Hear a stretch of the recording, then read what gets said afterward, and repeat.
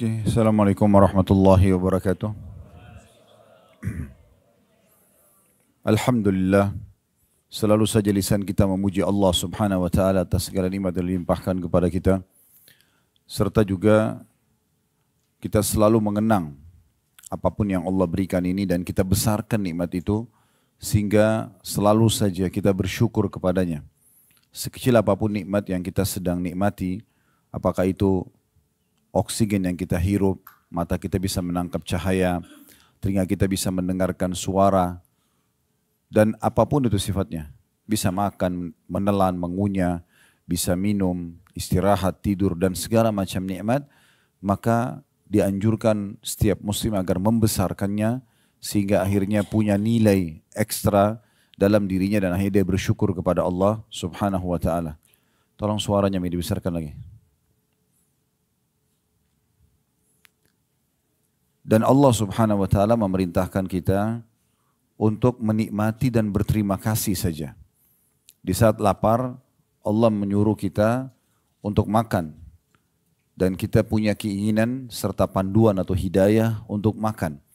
Dan tugas kita hanya memilih makanan yang kita suka, mau yang gurih, mau yang manis. Setelah itu kita menikmatinya dan dikuatkan dan disempurnakan dengan bersyukur saja. Tidak lebih daripada itu. Allah subhanahu wa ta'ala tidak membebankan kepada kita untuk mengelola makanan yang sudah kita telan misalnya. Begitu repotnya kalau seandainya kita mengunyah makanan, komposisi vitamin-vitamin dan apapun yang ada dalam makanan tersebut, dari potongan daging, dari nasi misalnya, butiran-butiran nasi, atau apa saja, buah-buahan, kita yang harus memilahnya sendiri. Di tubuh kita, mana yang terbagi sebagai protein untuk otot misalnya, mana yang untuk ini dan untuk itu sangat rumit. Tapi Allah subhanahu wa ta'ala memudahkan buat hambanya, kita hanya memilih, mengunyahnya dan menikmati. Setelah itu, lewat ukuran sepertiga jari kita di tenggorokan ini, maka kita sudah tidak punya campur tangan lagi di situ. Semuanya Allah jadikan tubuh kita ini seperti sebuah pabrik raksasa dengan sekian banyak lift-lift dan juga petugas sel-sel di tubuh kita yang menjalankan tugasnya tanpa kita urus sama sekali. Dan akhirnya berjalanlah roda kehidupan ini, kita diberikan kesehatan, kekuatan, dan seterusnya. Dan Allah subhanahu wa ta'ala menyuruh kita agar nikmat-nikmat tersebut disyukuri dengan kalimat Alhamdulillah. Oleh karena itu selalu besarkan nikmat Allah tersebut dan syukuri. Berapa banyak orang di luar sana yang belum bisa melihat matanya atau tidak bisa melihat, tidak bisa mendengar telinganya, tidak bisa terucap satu kata pun dari lisannya karena bisu misalnya. Dan banyak hal ujian-ujian datang kepada orang-orang yang mungkin tidak menimpa kita. Ini juga sebuah nikmat yang tidak terhingga. Terlebih lagi di saat ini kita selalu ingatkan bahwasanya Allah memilih kita menjadi hamba-hambanya yang dimudahkan untuk haji. Dan dalam haji ini begitu nikmat luar biasa. Hotel yang bagus, makanan yang enak, bisa istirahat. Bisa ibadah yang bagus mendapatkan 100.000 pahala.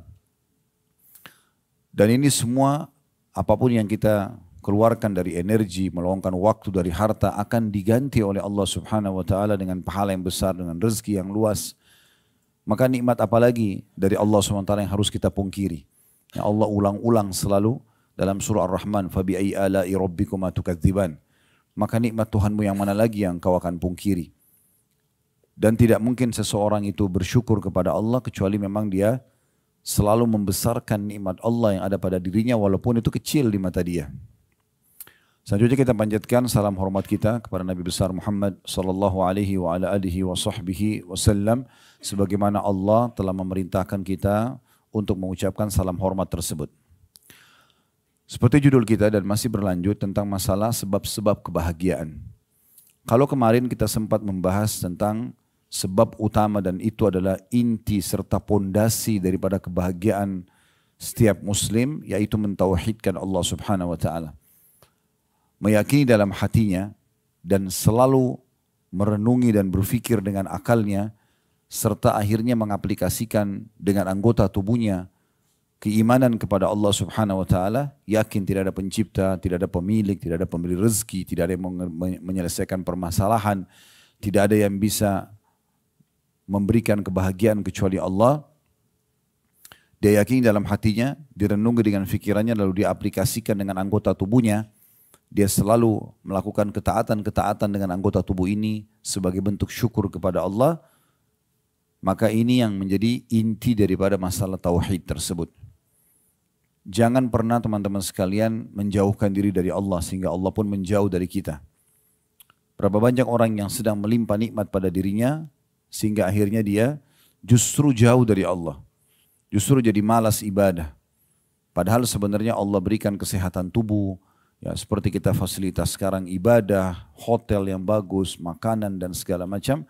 Tapi malah membuat dia lalai dari zikrullah, ya, dari istighfar, dari zikir, dari doa. Padahal ini hari-hari mulia di mana dia harus memperbanyak takbir, tahlil, doa, ya, sujud, ruku kepada Allah Subhanahu wa taala. Tapi banyak di antara orang subhanallah lewat dari dia sholat malam, lewat dari dia zikir pagi petang, lewat dari dia waktu-waktu mustajab doa misalnya antara azan dan iqamah. Banyak lewat dari dia kesempatan sedekah, kesempatan baca Quran.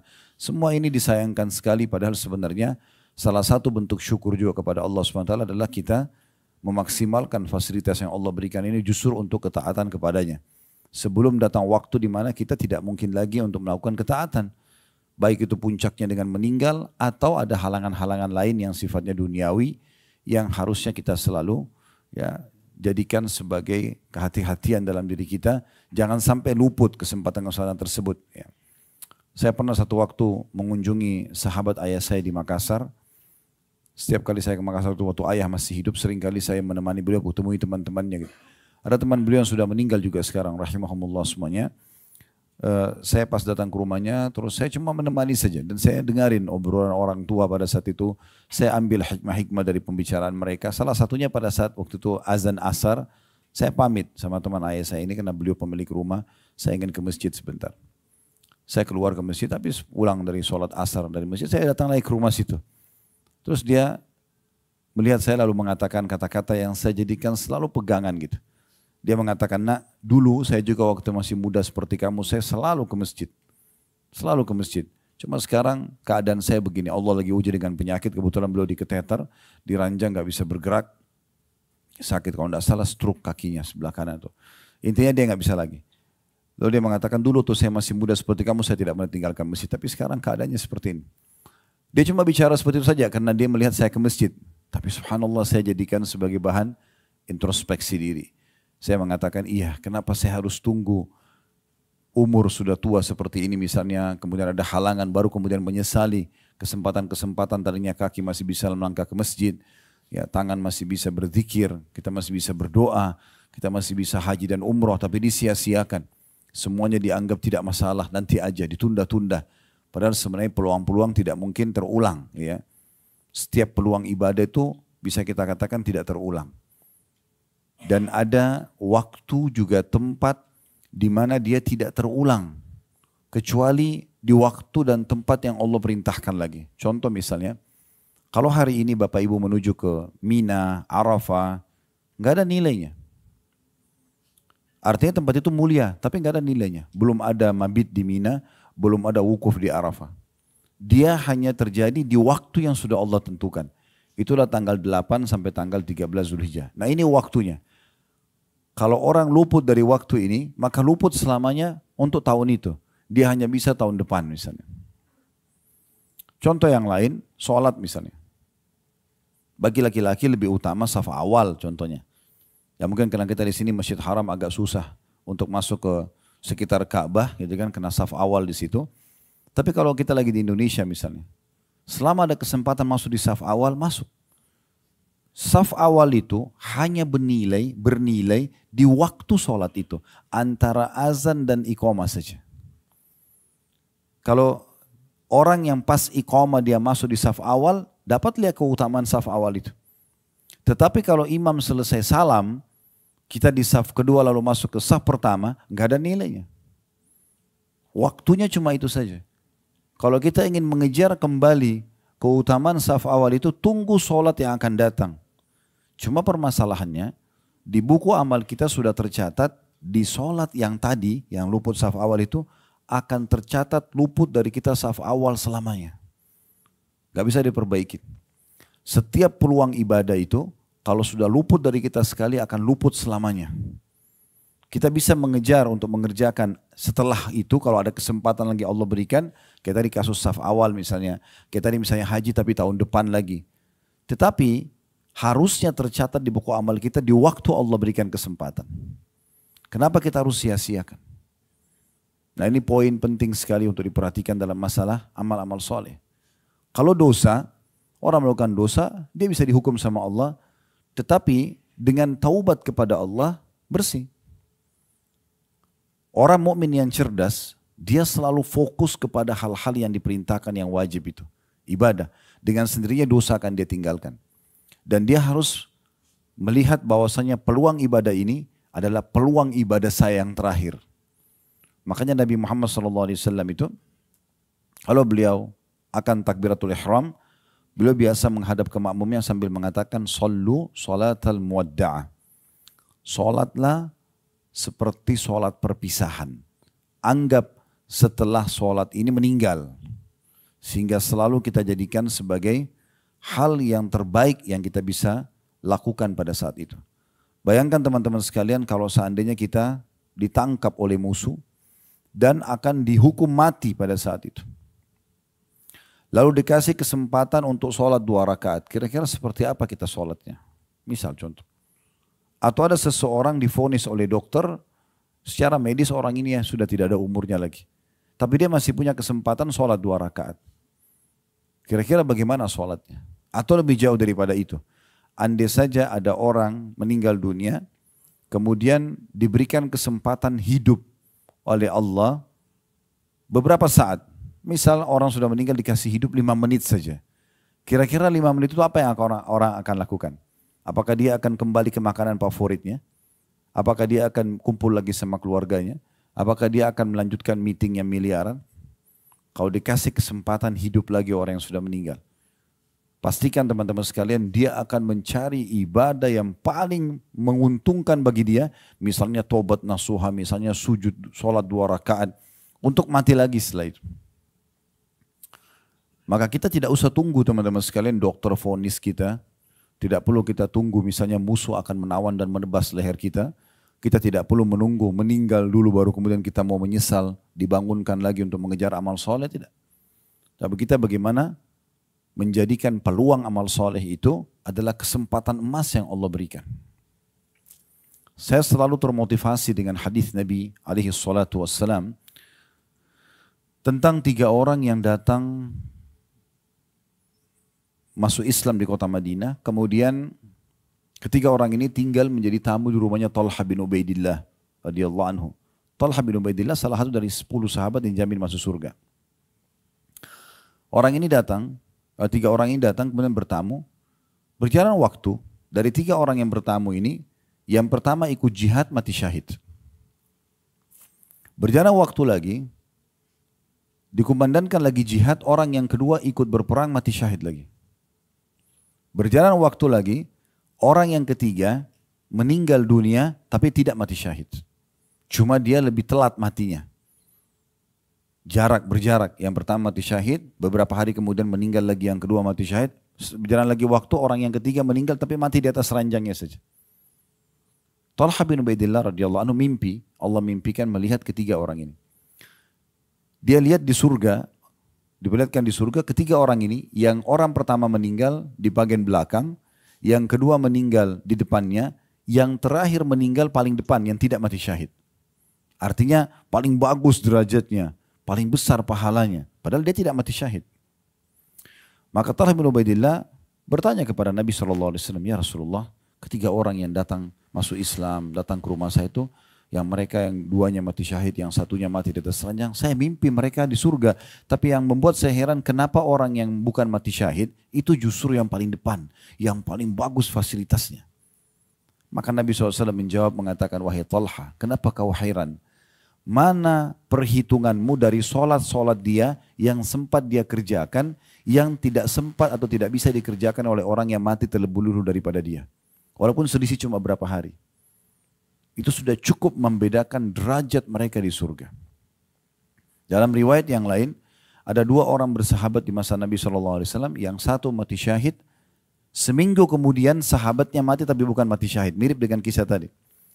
Lalu pada saat Nabi SAW mensolati jenazah yang kedua yang mati biasa, Nabi SAW sengaja tanya para sahabat. Kata beliau, kira-kira menurut kalian bagaimana perbedaan derajat antara orang ini sama sahabat yang meninggal pekan lalu? Spontan semua sahabat mengatakan, ya Rasulullah, semoga orang ini bisa menyusul derajat temannya meninggal minggu lalu, pekan lalu. Karena yang meninggal pekan lalu mati syahid. Di pikiran para sahabat, ini pasti lebih rendah derajatnya. Pasti mudah-mudahan dengan persahabatannya ini malah mencapai bisa diangkat ke derajatnya orang yang meninggal pekan lalu. Kata Nabi SAW, perhatikan, demi zat yang jiwaku dalam genggaman yang muslim demi Allah, sungguh derajatnya jenazah yang sedang kita solati yang tidak mati syahid ini, dibandingkan dengan temannya yang mati syahid pekan lalu, itu antara langit dan bumi. Lebih tinggi orang ini. Karena dia sempat ibadah kepada Allah selama sepekan saja. Sempat dapat Jumat sekali, sempat sholat 5 waktu setiap harinya, sempat sedekah beberapa dirham dan dinar pada saat itu ya. Itu sudah cukup teman-teman sekalian untuk melebihkan derajat dia dibandingkan orang yang meninggal terlebih dahulu walaupun mati syahid. Apa maksudnya? Maksudnya adalah bagaimana setiap orang di antara kita jangan sia-siakan peluang amal soleh yang Allah berikan. Bahkan saya selalu jadikan pegangan hidup saya dan saya juga berharap teman-teman seperti itu. Setiap ada peluang amal soleh, jadikan itu adalah peluang terakhir kita. Anggap setelah kita kerjakan meninggal. Sehingga kalau ada orang lagi minta bantuan, kita tidak akan menundanya karena kita anggap setelah ini mungkin saya meninggal. Ada kesempatan sholat malam, lakukan. Kesempatan haji dan umrah, baca Quran, zikir pagi petang, bakti sama orang tua, jenguk orang sakit. Apa saja, bantu orang lain. Jadikan itu peluang terakhir. Berapa banyak orang setelah mengerjakan itu sehingga akhirnya meninggal dunia. Dan memang menjadi husnul khatimah. Karena meninggal dalam keadaan ditutup hidupnya dengan kebaikan. Berapa banyak justru orang yang tidak pernah menyia-nyiakan kesempatan dosa dan tidak mau juga taubat kepada Allah, akhirnya ditutup dengan su'ul khatimah. Jadi tema kita pagi ini Bapak Ibu sekalian, ini semua tadi kronologis pembukaan. Sebab-sebab kebahagiaan kedua setelah mentauhidkan Allah adalah introspeksi diri. Muhasabah. Jadi bagaimana seorang mukmin selalu introspeksi diri. Kalau ada kesempatan amal soleh, dia segera mengerjakannya. Tidak ada yang menghalangi dia untuk mengerjakan amal soleh, baik wajib ataupun sunnah dari urusan dunia. Semua urusan dunia itu dikesampingkan. Selama itu perintah Allah di depan mata dia, wajib ataupun sunnah dia akan kerjakan terlebih dahulu. Coba praktekin teman-teman sekalian. Lagi meeting, berhentikan dulu untuk sholat. Azan berhenti, sholat. Dan lakukan dengan khusyuk. Pastikan meeting Anda akan sukses nanti. Tapi kalau tunda aja nanti, nggak apa-apa lah, nanti aja sholat nomor sekian. Pasti akan macet itu, kan susah. Coba dengan tenang berikan hak sholat itu. Nabi SAW kalau mau berperang, ada hajat apapun, ke sholat. Mohon dulu kepada Allah Subhanahu Wa Taala. Jadi kalau ada peluang amal soleh jangan sia-siakan.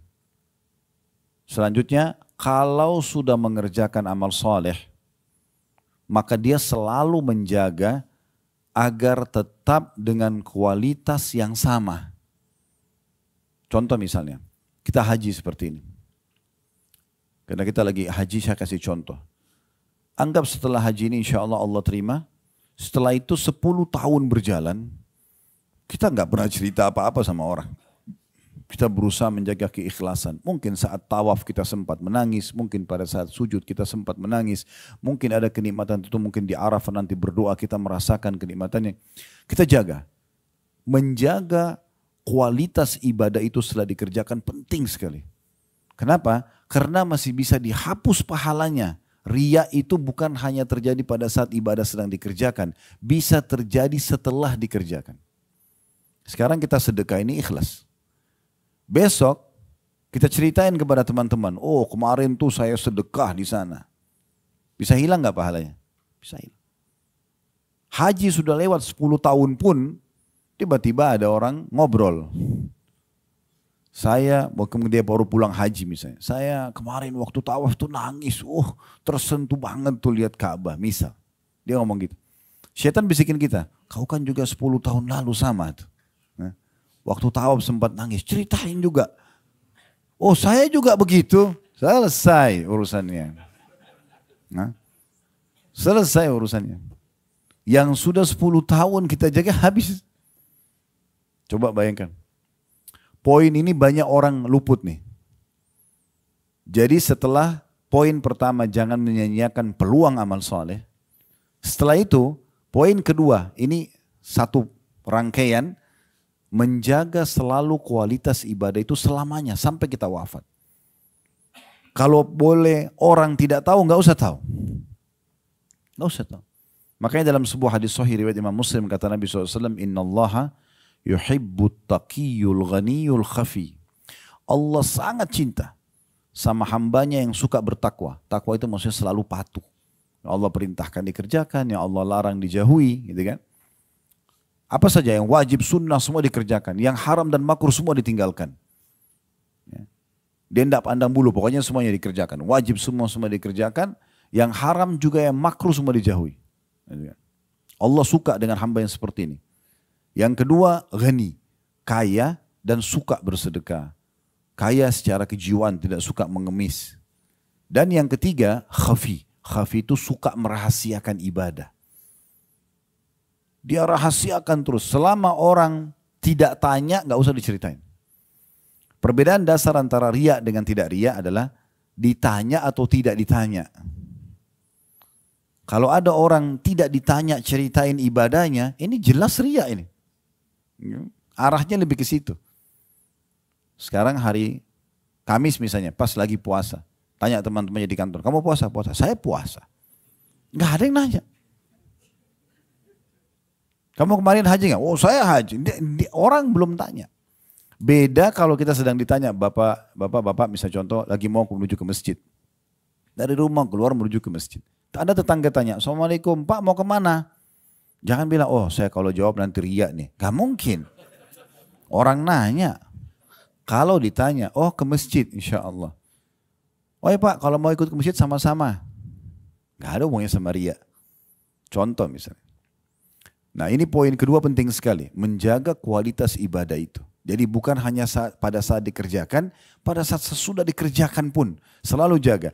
Dan yang paling tepat adalah rahasiakan. Semua ibadah yang sudah kita kerjain tidak usah khawatir. Ada malaikat yang catat. Dan tidak akan pernah luput satupun pahala yang dicatatkan itu. Itu poin penting. Jadi jaga selalu kualitasnya.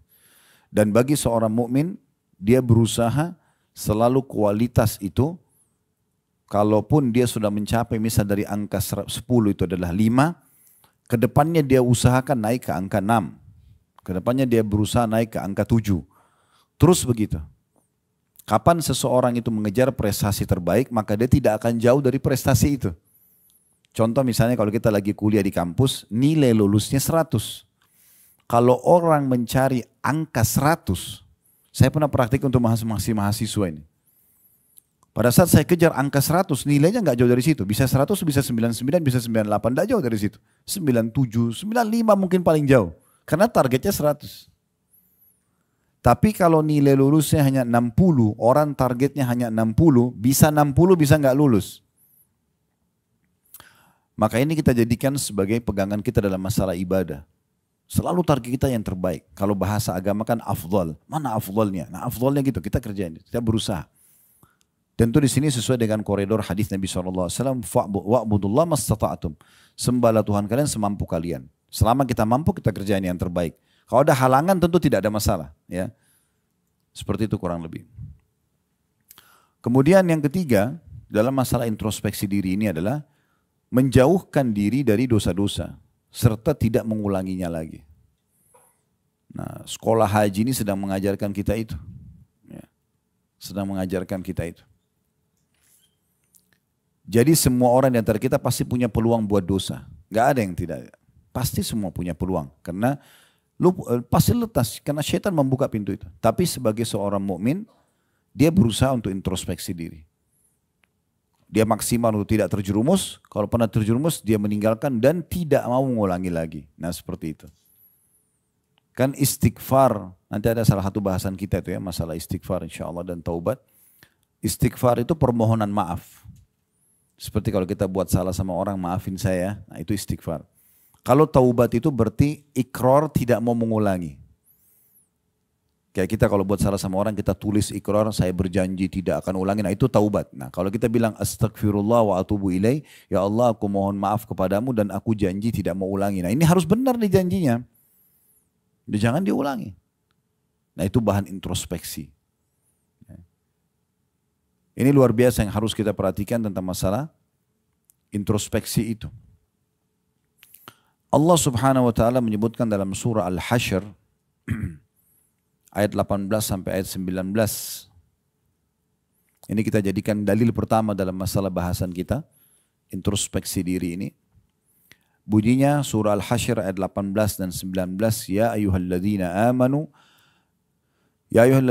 attaqullaha wal tanzur nafsum ma qaddamat lighadin wattaqullaha innallaha khabirum bima ta'malun wa la takunu kalladzina nasullaha fa ansahum anfusahum fa ulaika humul fasiqun. Artinya hai orang beriman, bertakwalah kepada Allah, selalu patuh dan tunduk kepadanya, dan hendaklah setiap diri memperhatikan apa yang telah diperbuatnya untuk hari esok akhirat. Nah, di sini kan Allah ajak kita. Harus selalu dia perhatikan. Yang dia buat ini nanti di hari esok menambah kantong pahala dia atau malah mendatangkan hukuman. Ini harus dia perhatikan selalu dan cuma dia penentunya. Jangan menjadi seperti sebagian orang, teman-teman sekalian. Kalau diajak taubat, diajak kembali kepada Allah, iya ya, kapan ya? Seakan-akan dia tunggu, maaf tanda kutip, tangan turun dari langit memberhentikan dia dari dosa itu. Enggak mungkin. Dia harus mengambil langkah. Allah berfirman, Inna Allah la yughayyiru ma biqaumin hatta yughayyiru ma bi anfusihim. Allah tidak akan mengubah nasib satu kaum sampai mereka mengubah nasibnya sendiri. Begitu juga dengan peluang amal soleh. Kenapa kamu enggak sholat malam? Iya ya, kapan ya? Kenapa cuma kapan ya? Ayo segera bergerak. Enggak ada waktu. Waktu kita sangat terbatas. Setiap pagi seperti ini umur kita berkurang. Jangan disia-siakan. Saya pernah membuat sebuah judul, bahkan menjadi sebuah tema ceramah, inilah hari emasmu.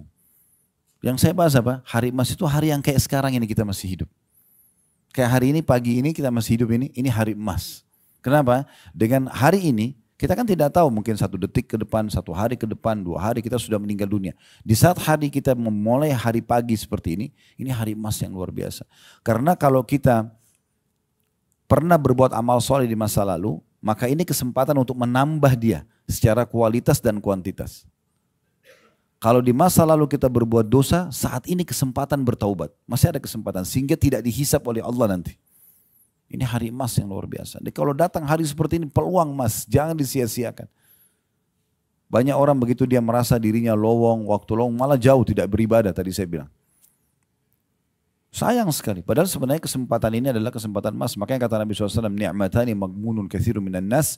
2 nikmat yang banyak luput dari sekalian banyak manusia. As-sihhatu wal faraq. Kesehatan dan waktu lowong. Seorang salafus saleh pernah melewati anak-anak muda lagi duduk di pinggir jalan, ngobrol, omong kosong. Ya, nggak jelas arahnya. Nggak mendatangkan maslahat dunia apalagi akhirat. Kalau orang duduk bicara masalah bisnis, masa depan, pendidikan, bermanfaat mungkin. Gitu kan. Mungkin dia mau bangun rumah, dia konsultasi, mungkin.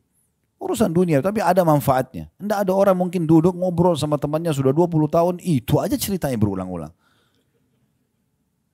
Temannya sudah hafal di luar kepala, diulang-ulang. Apa manfaatnya? Ya.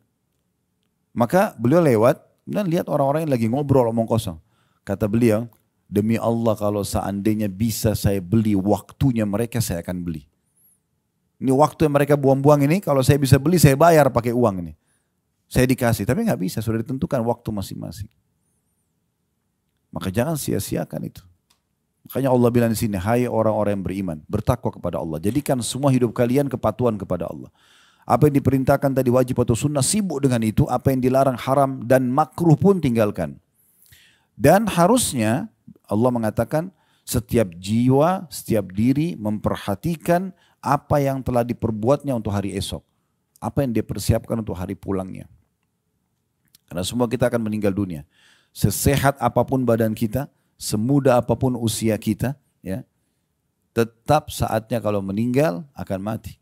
Kata Nabi SAW, bila Allah ingin mencabut nyawa seorang hamba, ya, di satu lokasi Allah akan buat dia punya hajat di situ dan meninggal di situ.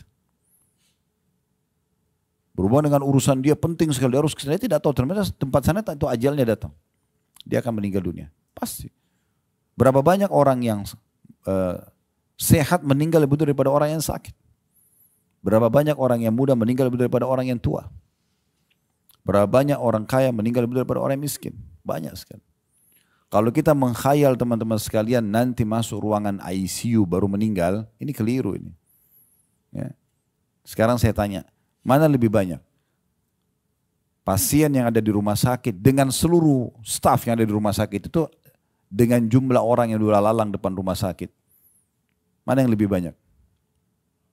Hah? Mana suaranya nih? Lalang. Artinya yang meninggal sehat lebih banyak daripada meninggal orang sakit. Kenapa harus meng-hire ruangan ICU? Jadi orang yang cerdas itu harus jadikan bahan introspeksi diri. Kita bisa meninggal setiap saat. Ya, saya sering kasih contoh di pengajian, bukan mendoakan diri saya, tapi bisa saja berapa banyak gitu kalau kita lihat contoh-contoh di YouTube meninggal husnul khatimah. Biasa banyak cuplikan, ada lagi ceramah, ada yang lagi sholat, ada yang lagi ihram meninggal. Dia tidak sangka kalau tadi dia akan meninggal, tapi bisa saja. Mungkin lagi begini saya lihat malaikat maut cabut ruh saya meninggal. Orang cuma kenang Khalid Basalamah pernah ceramah, selesai. Itu cuma dikenang sehari, 2 hari, seminggu, habis itu selesai. Udah, kita akan pulang kepada Allah dan membawa apa yang sudah kita perbuat. Dari amal baik yang kita akan gembira melihatnya, atau amal buruk kita akan dihukum kalau tidak sempat taubat. Dan semua orang akan begitu. Semua orang, biar makanannya makanan yang paling sehat, setiap hari olahraga, udaranya paling segar, tetap aja sama. Kalau ajal datang meninggal. Maka harus hati-hati. Harus hati-hati nih. Makanya Allah bilang harus setiap jiwa itu muhasabah, introspeksi diri. Melihat apa yang akan dia persiapkan untuk hari nanti pulang. Kita selalu terbuai dengan, oh umur masih muda. Selalu lihat orang yang lebih tua dari kita, oh itu orang lebih tua. Padahal banyak yang lebih muda dari dia sudah meninggal. Kan gitu. Kemarin kami salah satu staf di kantor, 37 tahun kalau tidak salah. Meninggal. Lagi gendong bayinya, anak istrinya baru melahirkan, tiba-tiba daerah sakit kepalanya jatuh di rumah sakit. Masuk rumah sakit ternyata divonis dokter sudah kanker otak stadium 4. Operasi gagal, meninggal. Istrinya cuma bilang begitu cepat kayak kami tidak sadar gitu. Masih muda. Subhanallah kalau ajal datang. Teman-teman dari kantor yang datang pergi lihat ke sana, ke rumah sakit, semua jadi diam. Kata salah satunya cerita sama saya, kami jadi diam semua introspeksi diri. Karena ada teman-teman di kantor yang jauh lebih tua dari dia. Tapi subhanallah, ajal datang. Ada paman kami di Makassar, profesor meninggal umur 46 tahun, belum sampai 50. Di rumah beliau, ada tante beliau, nenek kami, itu umurnya sudah 80 tahun, belum meninggal, subhanallah. Beda setengah umurnya. Ya begitu kalau datang.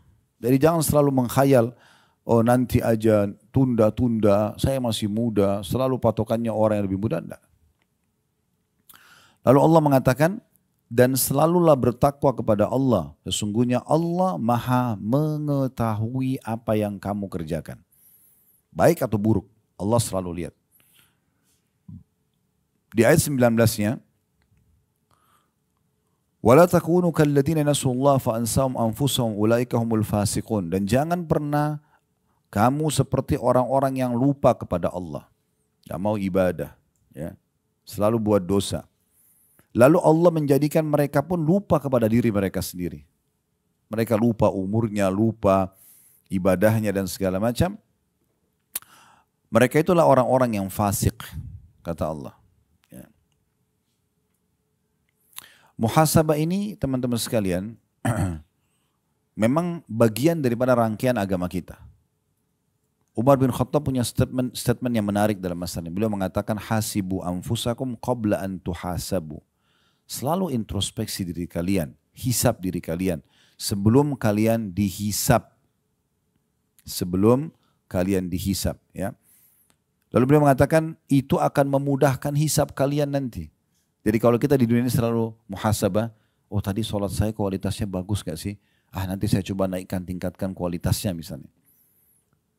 Tadi perbuatan dosa, kayaknya saya harus segera taubat nih. Nah, introspeksi seperti ini akan memudahkan hisab kita di akhirat. Karena kita di dunia sudah hisab duluan. Selalu kita berusaha tingkatkan kualitas daripada ibadah kita dan selalu kita segera meninggalkan pelanggaran yang kita lakukan. Lalu beliau mengatakan, dan timbanglah amal kalian sebelum ditimbang kelak. Ingatlah keadaan yang genting pada hari kiamat nanti. Sebagaimana Allah gambarkan dalam surah Al-Haqqah ayat 18 kata beliau. Yauma idzin tu'raduna la takhfa minkum khafiyah. Pada hari itu nanti kamu akan dihadapkan kepada Rabbmu secara individual. Setiap orang di antara kita akan menghadap kepada Tuhannya dan secara individual. Tiada sesuatu pun dari keadaanmu yang tersembunyi bagi Allah. Ini dinukil dari kitab Zuhudnya Ibnu Mubarak rahimahullah, seorang ulama tabi'in, di halaman 306. Fudail bin Iyad rahimahullah, seorang ulama tabi'in berkata, mukmin itu rajin menghisap dirinya, introspeksi diri. Kalau dia berbuat amal soleh, tadi sudah maksimal nggak sih kualitasnya, gitu kan? Kuantitasnya kalau memang ada tambahan kuantitasnya, jumlahnya.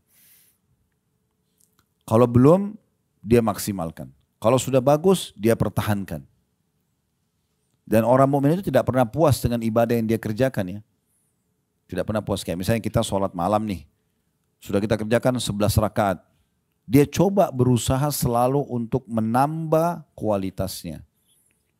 Kalau tadinya kita sholat setiap rakaat cuma baca 2-3 ayat, satu surah pendek di juz 30, enggak, sekarang saya coba tambah.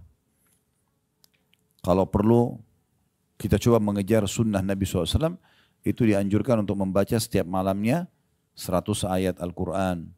Bahkan sampai 1000 ayat Al-Quran di sholat malam. Kalau kita ambil misalnya ada penyebutan hadis Nabi SAW tentang keutamaan orang yang baca 10 ayat satu malam, ya dia akan dikasih satu kintor itu kayak lebih baik daripada dunia dan seluruh isinya. Kalau 100 ayat itu akan dapat pahala yang besar, kalau 1000 ayat maka sudah tidak terhingga lagi pahala yang akan didapatkan. Kalau kita ambil misalnya 100 ayat berarti satu rakaatnya 10 ayat. Tapi kan Ustadz hafalan saya terbatas, sudah keluar fatwa ulama membolehkan kita untuk memegang mushaf. Kalau sholat sunnah ya. Jadi kita bisa ambil pegang aplikasi Al-Quran di handphone sambil sholat malam. Daripada terulang-ulang inna atayna wal asr terus. Ya. Kenapa nggak mulai dari Al-Baqarah misalnya? Ya kan? Al-Baqarah 10 ayat rakaat pertama. Ruku, lipat, Allahu Akbar. Rakaat kedua berdiri lanjut lagi dari ayat 11 sampai ayat 20. Satu malam 100 ayat. Al-Quran 6000 ayat sekian. Dengan cara seperti ini bisa mengkhatam Al-Quran. Misal contoh, sholat duha juga bisa. Kan gitu. Ini contohnya. Fudail bin Iyad rahimahullah mengatakan mukmin itu selalu rajin menghisap dirinya dan ia mengetahui bahwa ia berada di hadapan Allah kelak. Dia akan nanti dihadapkan kepada Allah Subhanahu wa taala. Sedangkan orang munafik adalah orang yang lalai terhadap dirinya sendiri, maksudnya enggan introspeksi diri. Semoga Allah merahmati seorang hamba yang terus mengoreksi dirinya sebelum datang malaikat maut untuk menjemputnya. Cukup banyak sekali ya para ulama salaf yang coba introspeksi diri gitu. Di antaranya ada statement menarik dari Muhammad bin Wasi' rahimahullah. Beliau mengatakan, "Lau kana lidzunubi rihun ma qadara ahadun an yajlisa ilayya." Padahal ini ulama besar ya. Beliau mengatakan kalau seandainya dosa itu memiliki bau, mungkin tidak akan ada seorang pun yang bisa duduk bersamaku. Supaya dia introspeksi diri. Sebagian mereka, teman-teman sekalian, kalau lagi jalan, kakinya kesentuh batu misalnya. Maka sudah cukup mereka beristighfar kepada Allah. Mereka yakin itu peringatan dari Allah. Di antara mereka ada yang kalau lewat, di dekat tong sampah, kecium bau busuk, mereka sudah cukup beristighfar untuk itu. Mereka anggap tidak mungkin Allah ciumkan bau busuk ini kecuali sebagai peringatan. Selalu begitu, peka sekali. Kita kadang-kadang subhanallah lihat orang meninggal di dekat kita, jenazah diantar, enggak tersentuh karena hati sudah sangat keras. Ya. Maka introspeksi diri ini manfaatnya besar sekali, akan membuat kita tidak bangga dengan amal soleh yang kita kerjakan. Kita juga takut terhadap dosa yang sudah kita kerjakan, sehingga kita selalu istighfar. Dan tidak ada lagi dengan orang yang sering muhasabah, tidak ada lagi orang menganggap remeh orang lain. Karena dia sibuk dengan dirinya sendiri. Dia sibuk muhasabah dengan dirinya. Nah ini manfaat daripada masalah itu. Jadi harus hati-hati sekali dalam masalah-masalah seperti ini. Setiap muslim sudah semestinya senantiasa introspeksi diri dan selalu menyibukkan diri dengan hal-hal yang positif. Minimal sekali, kalau memang dia meluangkan waktunya selain pada ibadah kepada Allah, dia berbuat hal yang mubah. Minimal. Kalau sudah makruh, apalagi haram enggak? Udah yang lalu-lalu cukuplah. Tapi ke depannya kalau sudah dengar pengajian seperti ini enggak boleh lagi. Mahal sekali waktu kita, sayang gitu. Jadi bagaimana dia sibuk? Karena orang yang sibukkan diri dengan amal soleh teman-teman, maka dia akan jauh dari dosa. Kita enggak perlu luangkan waktu khusus untuk tinggalkan dosa, enggak. Sibukkan diri dengan ibadah, maka kita dengan tinggalkan dosa itu. Dengan sendirinya gitu. Ada statement yang menarik yang disampaikan oleh Syekh Abu Bakar Jazair rahimahullah.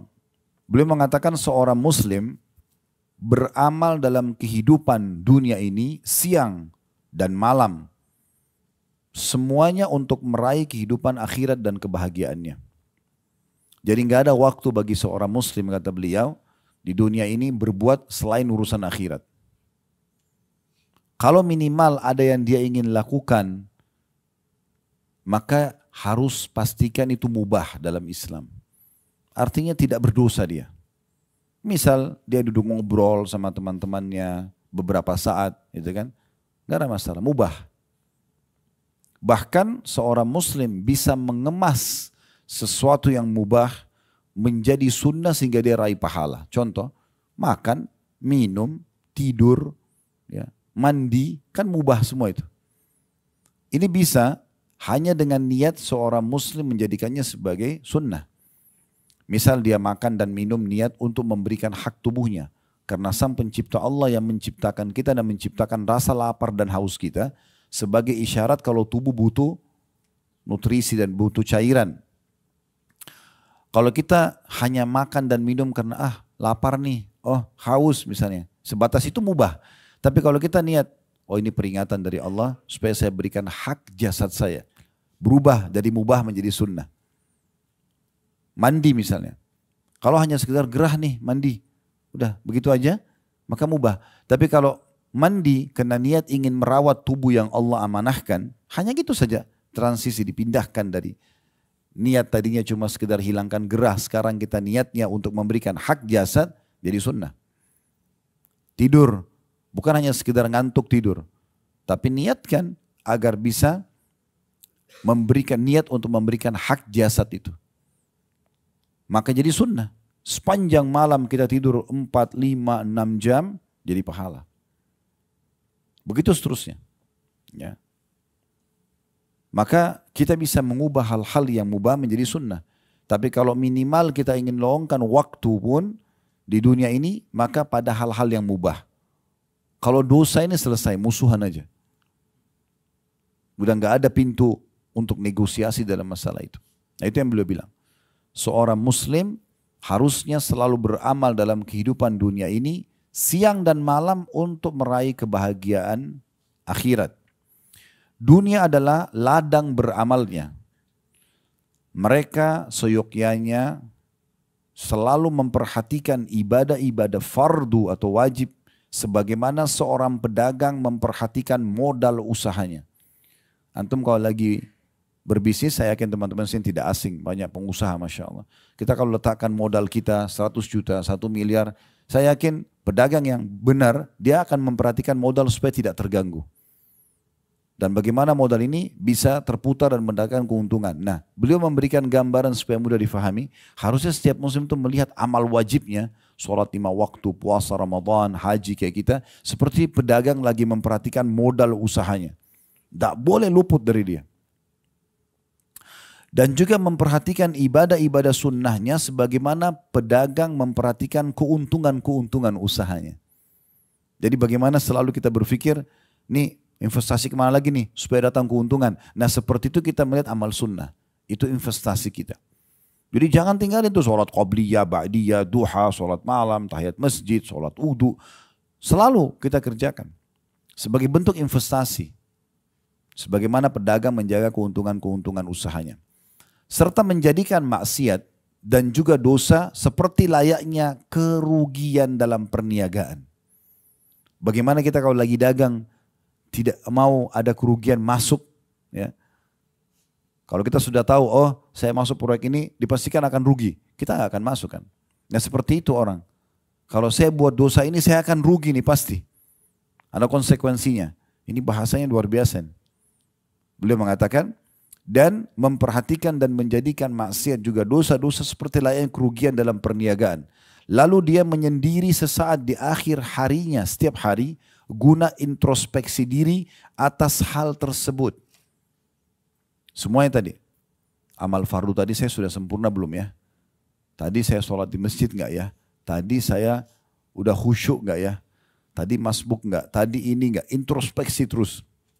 Supaya selalu berpikir untuk meningkatkan kualitasnya. Gitu kan? Kalau dia buat kekurangan, dia sempurnakan. Dia buat kesalahan, dia mohon ampun. Nah gitu. Apabila terdapat pengurangan pada ibadah fardunya, maka dia segera membenahi dan menutupi kekurangannya. Bila ibadah yang bisa diqadha, maka ia segera mengqadhanya. Ibadah diqadha itu, kalau wajib misal ada orang ketiduran, dia letih sekali, mungkin ada satu aktivitas yang sangat meletihkan sehingga dia begadang, tertidur lewat subuhnya. Bukan disengaja. Dia bangun setelah terbit matahari seperti ini. Ya dia kerjakan subuhnya. Jangan ditinggalkan. Karena boleh dia mengqadha, ada uzurnya. Gitu kan. Itu kalau ibadah yang boleh diqadha. Puasa Ramadan dia punya utang. Dia segerakan qadhanya itu. Jangan ditunda-tunda. Ini mohon maaf karena ibu-ibu kan berhalangan gitu ya. Walaupun sudah saya bahasakan kemarin di manasik, saya sudah ingatkan ibu-ibu, Allah sudah mudahkan melalui fatwa para ulama boleh meminum penunda haid. Jadi Ramadan supaya nggak punya utang, nggak usah haid di Ramadan, gitu kan. Begitu juga dengan haji dan umrah, minum saja, gitu kan, supaya ibadahnya tidak terganggu. Tapi kalau misalnya ada orang punya utang Ramadan, biasanya orang kena terlalaikan, oh masih ada kesempatan 11 bulan ke depan. Ya udah nanti aja deh bayar utang Ramadannya. Tapi kalau dia meninggal bagaimana? Sudah tahu belum hukumnya? Kalau bapak ibu punya utang Ramadan, utang wajib Ramadan, sudah lewat Idul Fitri, masuk 1 Syawal, 2 Syawal. Kita bukan meninggal di Ramadan, meninggalnya di bulan Syawal.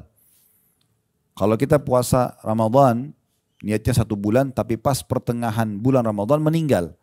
Ya udah, dan dia sempat puasa yang selama 2 minggu itu, 2 pekan itu. Dia nggak ada masalah.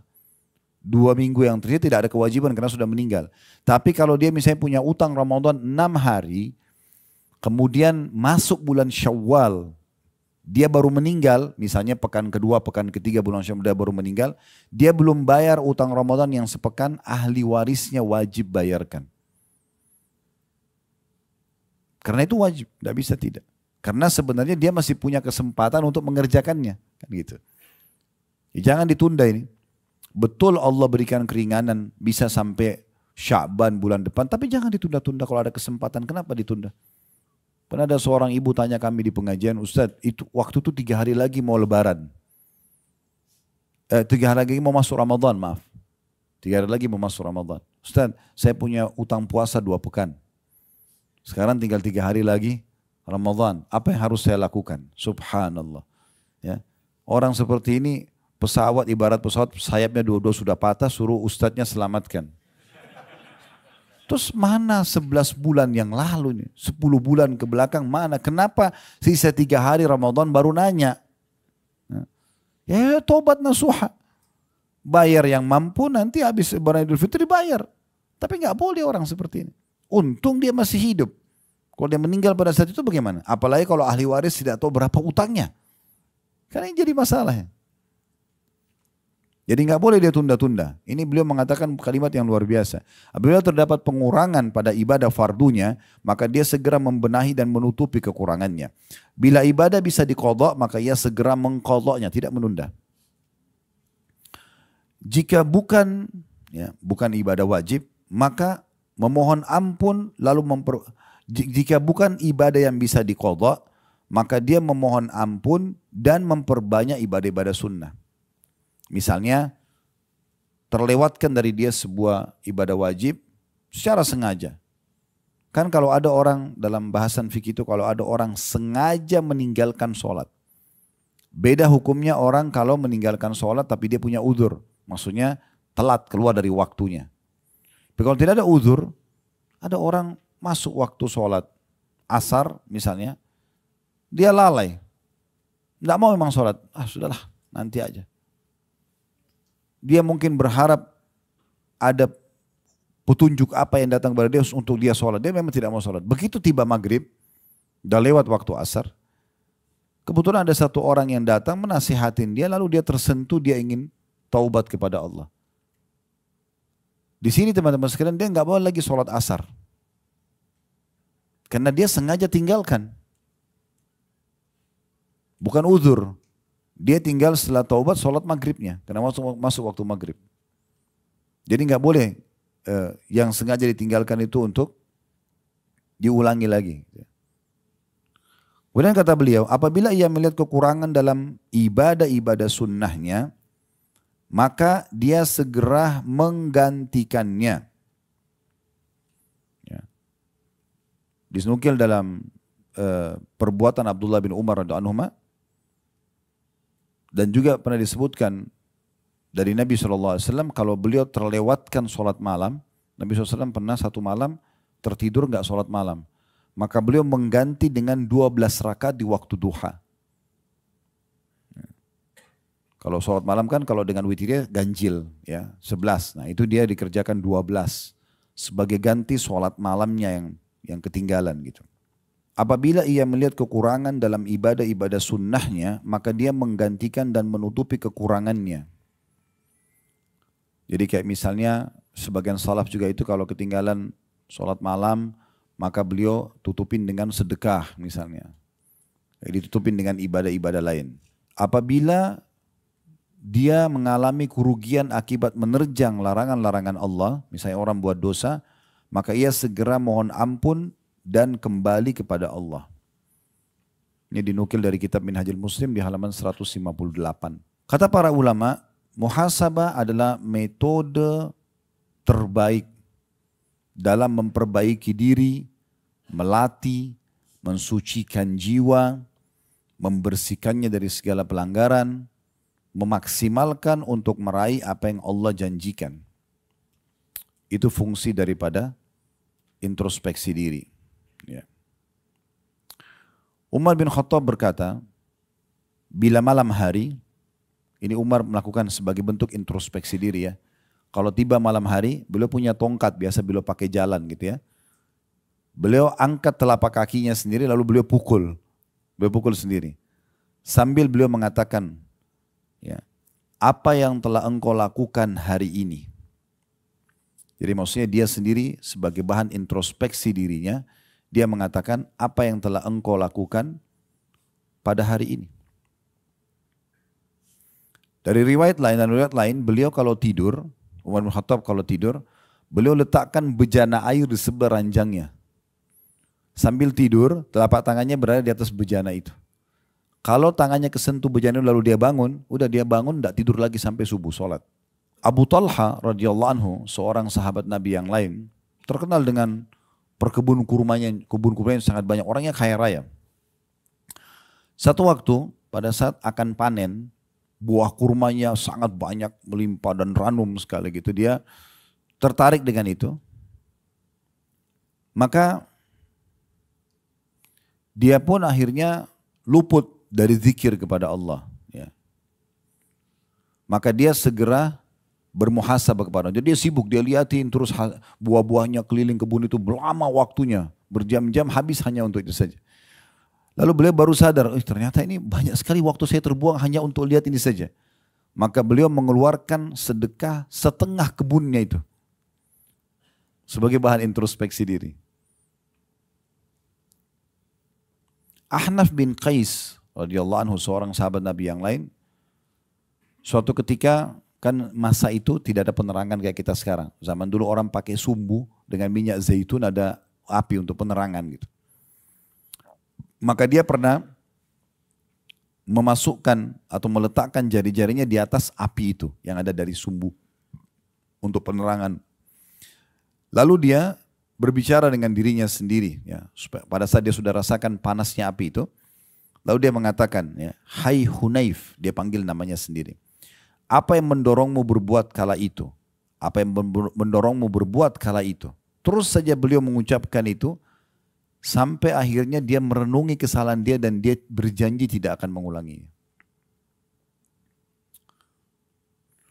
Pernah ada seorang salaf melihat ke arah seorang wanita yang tersingkap auratnya, lalu ia pun memukul dirinya sendiri. Memukul ke arah matanya sambil mengatakan, sungguh engkau sangat memperhatikan hal-hal yang bisa mencelakakan dirimu. Seorang yang lain pernah sengaja ke gurun pasir yang sangat panas di siang hari, dan dia buka bajunya kemudian dia mengguling-gulingkan dirinya di pasir tersebut. Sambil dia mengatakan, rasakanlah ini karena neraka Jahannam lebih panas daripada ini. Rabi' ibn Huthaim rahimahullah, seorang ulama tabi'in, beliau sengaja menggali liang lahat di belakang rumahnya. Sengaja beliau gali itu. Setiap hari masuk ke situ. Dan gara-gara ini ibadah semua banyak yang tidak ditinggalkan oleh beliau. Dia masuk ke liang lahat itu, duduk sejenak, dia baring sambil dia membaca firman Allah Subhanahu wa taala, qala rabbirji'un. Wahai Tuhanku, kembalikanlah aku. Kalau orang kafir nanti meninggal, dalam surah Al-Mu'minun, nanti kita akan baca ayat-ayat ini ya, insyaAllah sebentar sebagai bahan muhasabah kita. Orang kafir akan mengatakan, qala rabbirji'un. Di ayat 99 surah nomor 23. Ayat 99 berbunyi, hatta idza ja'a ahadahumul mautu qala rabbirji'un. Demikianlah keadaan orang-orang kafir itu, kata Allah, hingga apabila, maksudnya mereka terus lalai dari beriman kepada Allah, kufur kepada Allah, hingga apabila datang kematian kepada seseorang dari mereka, mereka akan mengatakan, ya Tuhanku, kembalikanlah aku ke dunia. Semua orang kafir akan mengucapkan ini, dan semua orang yang terus lalai dengan ibadah, kemudian mereka juga terus dalam dosa tidak taubat, akan sama kasusnya. Pas malaikat mau datang mau cabut ruhnya, dia akan mengatakan, qala rabbirji'un, wahai Tuhanku, kembalikanlah aku ke dunia. Untuk apa kira-kira? Tadi sudah saya singgung, apakah untuk kembali ke makanan favoritnya, ke meetingnya, ke apa saja? Enggak. Perhatikan, ini kekal. Allah sudah turunkan 1400 tahun yang lalu, dan akan terus ditilawakan oleh orang beriman sampai hari kiamat nanti. Ayat 100-nya, orang yang mau meninggal, yang kafir, ataupun yang banyak kelalaian dari ibadah atau banyak dosanya tidak sempat tobat, mereka akan mengatakan ini. Perhatikan baik-baik ayat 100-nya. La'alli a'malu salihan fima tarakt.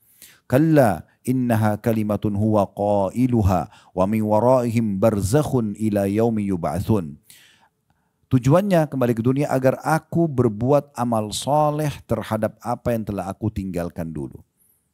Jadi kalau mereka dikasih kesempatan untuk hidup lagi, maka mereka akan maksimal ibadah. Nah, kenapa kita harus tunggu seperti ini? Malaikat mau datang baru mau minta. Sudah tidak mungkin gitu. Kata Allah, sekali-kali tidak. Nggak mungkin. Kalau malaikat mau sudah datang bertugas di saat itu, detik itu akan dicabut namanya. Sesungguhnya itu hanya perkataan yang diucapkan saja. Dan di hadapan mereka nanti akan ada dinding atau barzakh sampai hari dibangkitkan. Alam barzakh di kuburan. Lalu ayat 101-nya Allah mengatakan, فَإِذَا نُفِخَ فِي الصُّورِ فَلَا أَنْسَابَ بَيْنَهُمْ يَوْمَئِذٍ وَلَا يَتَسَاءَلُونَ. Apabila sangkakala nanti ditiup pada hari kiamat, maka tidak ada lagi pertalian nasab di antara mereka pada hari itu. Dan tidak ada pula mereka saling bertanya. Dalam ayat lain Allah mengatakan yauma yanfiru mar'u min akhi, pada hari kiamat orang lari dari saudara kandungnya, wa ummihi wa abi, dari ibunya dan ayahnya, wa sahibatihi wa bani, dari pasangan hidupnya dan juga keturunannya. Likulli imri'in minhum yauma idzin sya'nu yughni. Karena pada hari itu setiap orang ingin selamatkan dirinya. Ya. Suami akan lari dari istri, istri lari dari suami, anak dari orang tua dari anak, semua. Saudara-saudara takut nanti ada hak yang tidak sempat dikasih di dunia, maka dia tuntut kita. Pada hari itu kata Allah tidak ada lagi jalur nasab di antara mereka. Oh ini saudara saya kesian nih, gak ada. Bagaimana dia selamatkan dirinya sendiri. Allah bilang hati-hati sebelum datang hari itu nanti. Makanya sering saya bahasakan teman-teman, garis bawahi poin ini penting sekali. Mudah-mudahan Allah jadikan saya orang pertama mengamalkan. Kemudian Bapak Ibu ya. Supaya jangan kita ucapkan apa yang diucapkan lalu tidak diamalkan. Saya selalu bahasakan menuju ke akhirat ini, bawa dua hal dan jangan bawa dua hal. Bawa amal soleh dan teman soleh. Garis bawah ini penting sekali. Yang kita bawa menuju ke akhirat artinya setiap hari yang kita kerjakan selama ajal belum datang, amal soleh aja terus. Wajib dan sunnah sibuk dengan itu. Dan teman-teman soleh. Apa manfaatnya teman soleh ini? Nanti mereka bisa memberikan kita syafaatnya, pertolongan mereka. Dalam sebuah riwayat disebutkan ada orang nanti dikeluarkan dari api neraka, sampai ahli neraka semua pada bertanya, ada apa? Kenapa orang ini keluar? Apa ada amal yang dia kerjakan? Karena sudah masuk neraka, berarti amal solehnya lebih sedikit daripada amal baiknya. Maka malaikat menjawab mengatakan, sesungguhnya temannya ada yang soleh, memberikan kepadanya syafaat. Maka pada saat itu semua ahli neraka berharap mereka punya teman-teman soleh selama di dunia. Karena ini manfaatnya besar sekali. Di dunia mereka bisa peringatkan kita, kalau salah jangan akhi, jangan ukhti, itu salah, diingatkan. Ya. Dan nanti di akhirat bisa berikan syafaat pertolongan dia. Para sahabat itu saling mengejar syafaat ini ya. Selalu mereka kejar. Sampai kalau mereka lagi berperang dan ada satu orang di antara mereka yang kena tebasan pedang, udah jatuh, temannya sengaja jatuhin dirinya dekatnya sambil mengatakan, wahai fulan jangan lupa syafaatmu untukku. Iya. Sampai begitunya. Tapi sama-sama mereka berjihad. Karena kan orang mati syahid bisa memberikan syafaat 70 orang kan. Selama orang muslim. Maka itu luar biasa. Jadi menuju ke akhirat ini bawa dua ini. Amal soleh dan teman-teman yang soleh. Dan jangan bawa dua hal. Jangan bawa dosa, jangan bawa musuh. Dosa kita sudah tahu. Musuh ini. Ada orang setiap hari dia cuma cari musuh terus. Gosipin orang. Pembantu orang dibahas, pekerjaan orang dibahas, rumah tangga orang dibahas. Semuanya dibahas. Ada orang seperti perpustakaan gosip berjalan. Gitu. Tanya tentang fulan, oh semua lengkap datanya orang itu diketahui sama dia. Istrinya, anaknya, rumahnya, mungkin jenis granitnya dia hafal. Ya. Apa saja, subhanallah kenapa? Saya punya teman dekat di Jakarta, sahabat dekat saya, sudah seperti adik kakak gitu. Sampai hari ini teman-teman saya tidak tahu lantai di rumahnya itu ada apa, saya tidak tahu. Karena kalau saya bertamu sama dia, salaman di depan pintu langsung dipersilakan ke ruang tamu, udah saya ke ruang tamu saya, selesai. Gak perlu tanya-tanya, kecuali perlu ada satu mungkin meja di situ, kursi kita lihat bagus, kita tanya ini beli di mana, cukup sebatas itu. Kata Nabi SAW, min husni islamil mar' tarkuhu ma la ya'ni. Termasuk kesempurnaan Islam seseorang, dia meninggalkan apa yang tidak bermanfaat buat dia. Jangan semua ditanya tentang orang untuk apa. Terlalu banyak bertanya ini akhirnya membuat kita jadi banyak tahu, jadi kita juga jadi bisa dihisab sama Allah. Kamu tahu kenapa kamu nggak luruskan kalau itu salah? Misal, yang sering saya bahasakan, ya, jangan ambil tugasnya malaikat. Ya. Maksud dalam masalah rumah tangga. Gak usah selalu repot periksa handphone. Cari tahu tentang masalah ini, masalah itu. Selama Allah tidak buka, gak usah. Kalau Allah buka, berarti Allah mau kita luruskan untuk kesalahan. Kalau tidak, gak usah cari tahu. Itu penting sekali. Saya bilang sama istri saya tidak akan buka handphone kamu ya. Saya cuma ingatkan, kalau itu baik, lakukan. Kalau itu buruk, Allah akan hisab. Hati-hati. Tapi kalau dibuka depan mata saya, baru saya luruskan. Kalau enggak, gak usah. Betapa banyaknya waktu habis kalau hanya mau tahu ini lagi buat apa di rumah, lagi buat apa di jalan. Habis waktu untuk itu. Mana waktu bisa digunakan untuk zikir, baca Quran dan ibadah yang lainnya. Dan Nabi SAW sudah berikan kata rahasianya. Berbaktilah pada kedua orang tua kalian Allah akan berikan kalian anak-anak yang berbakti pada kalian. Jaga kesucian kemaluan kalian, Allah akan jaga kesucian kemaluan pasangan kalian. Selesai. Gak mau pasangan selingkuh. Gak, kita jaga diri kita. Allah jaga dia di luar. Selesai kok. Sederhana. Pasang CCTV, cek semuanya. Pasang kamera di mobil. Oh, macam-macam. Gak ada gunanya. Habis umur untuk itu. Kemudian tadi saya bilang jangan bawa dosa dan jangan bawa musuh ya. Nah, ini bahaya sekali musuh ini. Kata Nabi SAW dalam sebuah hadis sahih, siapapun yang punya permasalahan dengan saudaranya di dunia ini maka selesaikan sebelum datang hari, tidak ada lagi manfaatnya dirham dan dinar. Segera minta keridhoannya, segera minta maaf, selesai. Kalau perlu teman-teman jangan tutup mata di malam hari kecuali sudah minta maaf dengan pasangan, minta maaf sama orang tua, minta maaf sama orang-orang. Mungkin kita buat salah, kita nggak tahu. Mungkin kita meninggal malam itu. Itu poin penting. Kemudian dalam ayat 102-nya kita lanjutkan, kata Allah SWT, "Faman thaqulat mawazinuhu faulaika humul muflihun." Barang siapa yang berat timbangan kebaikannya nanti karena selama di dunia sibuk dari amal soleh ke amal soleh yang lain, dari wajib ke sunnah, sunnah ke wajib, gitu kan? Maka mereka itu adalah orang-orang yang dapat keberuntungan. Beruntung dia itu, selamat nanti. Dan ingat, amal soleh itu punya kenikmatan. Ini kita haji ini nikmat ini. Sholat itu punya kenikmatan, puasa punya kenikmatan, sedekah punya kenikmatan, zikir, doa semua punya kenikmatan. Kalau masih ada orang di sini yang hadir, mudah-mudahan tidak ada, tidak merasakan kenikmatan ibadah itu berarti masih ada dosa yang mengganjal dia. Makin bersih dosa kita, maka makin nikmat ibadah itu. Kemarin saya sempat sebutkan salah satu kiat khusyuk, yang keempatnya adalah jauh dari dosa. Dosa sama ibadah itu dua-dua punya kenikmatan. Ibarat seperti timbangan. Kalau dua telapak tangan saya ibarat timbangan. Ini amal soleh, ini dosa. Dua-duanya punya kenikmatan nih. Kalau enggak akan ada pelakunya, gitu kan? Tetapi kalau dua-duanya masih seperti ini timbangannya, Bapak Ibu sholat iya, puasa iya, cari rezeki halal iya, tapi masih ada dosanya. Gosip, fitnah, manipulasi data atau apa misal, masih berimbang nih, maka khusyuk hilang dalam sholat. Ibadah akan kurang kenikmatannya. Karena dia masih begini, masih berimbang. Kapan nikmat ibadah itu? Kapan kita bisa tetesin air mata? Kapan kita bisa merasa nggak mau berhenti berdoa? Kalau ini lebih naik levelnya. Ini ditutup ini. Taubat, tutup pintunya. Kita kerjakan ibadah rutin aja, sholat 5 waktu, sholat qabliyah gitu ya. Nanti naik dia level itu, karena ini kita tutup. Kalau dia masih berimbang nggak bisa, ini harus naik ini. Kalau ini naik nanti lebih khusyuk, sampai nanti pada tingkat kita peka sekali. Peka sekali. Ya. Hasan Basri rahimahullah pernah ngantar jenazah sambil begitu lihat, beliau tadinya diam, langsung zikir. Ditanya oleh orang sebelahnya, wahai imam itu kayak kita kiai, ustaz, kenapa anda berzikir? Dia mau tahu hukumnya. Langsung dia mengatakan, berzikirlah wahai anak muda karena yang sedang kita antar sudah nggak bisa berzikir. Itu kena kepekaan. Ya.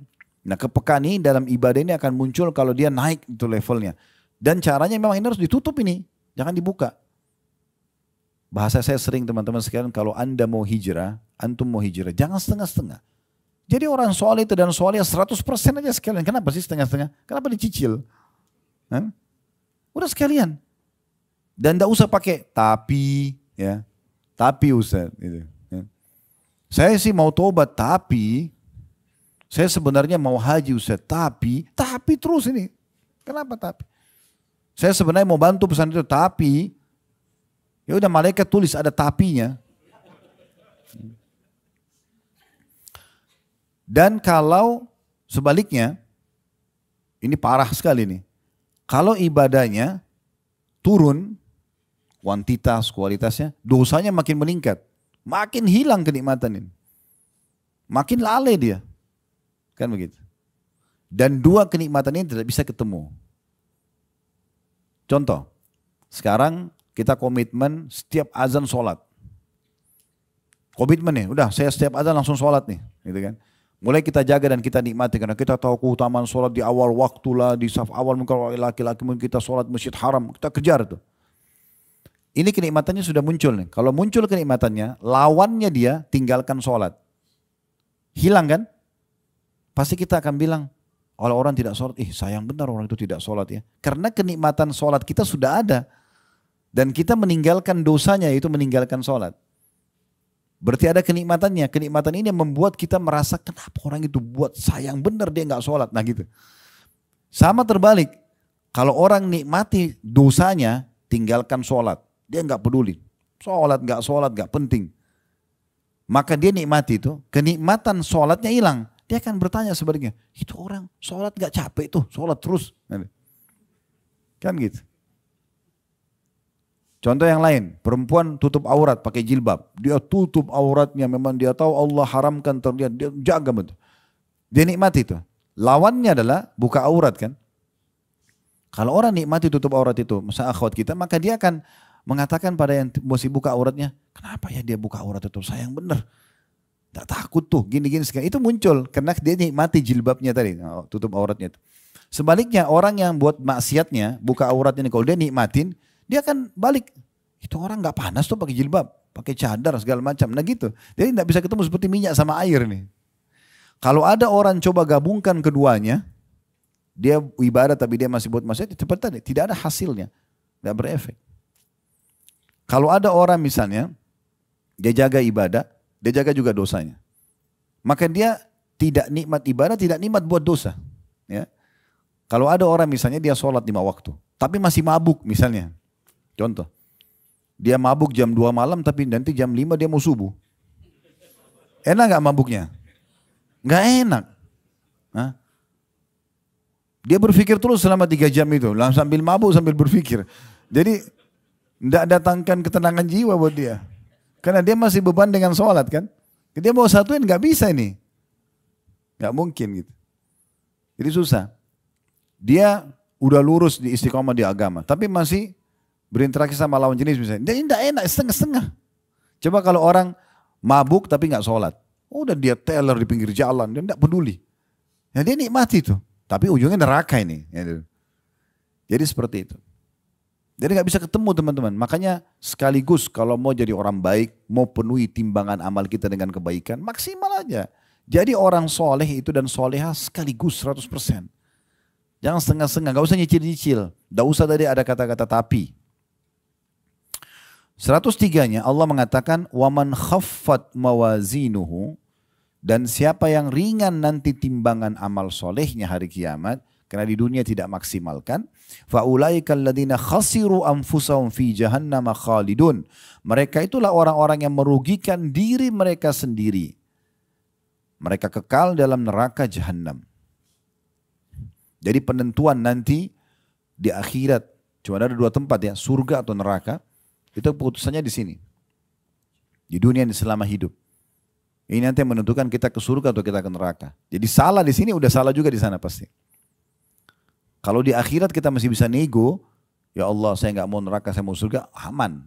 Ini nggak bisa. Penentunya di sini.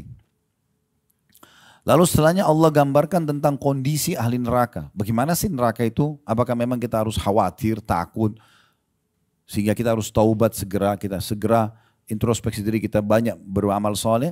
Allah mengatakan talfahu, ini ayat 104-nya, talfahu ujuhahumun nar wa hum fiha kalihun.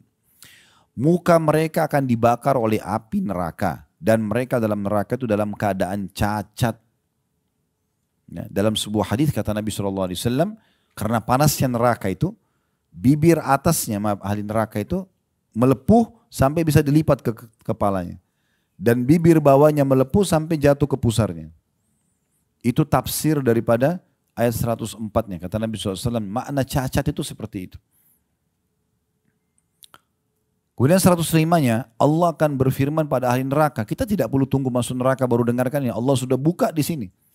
Allah buat Bapak Ibu bisa dengar pagi ini dari kami ayat ini. Dan ini bukan baru dibaca. Ini sudah 1400 tahun yang lalu lebih.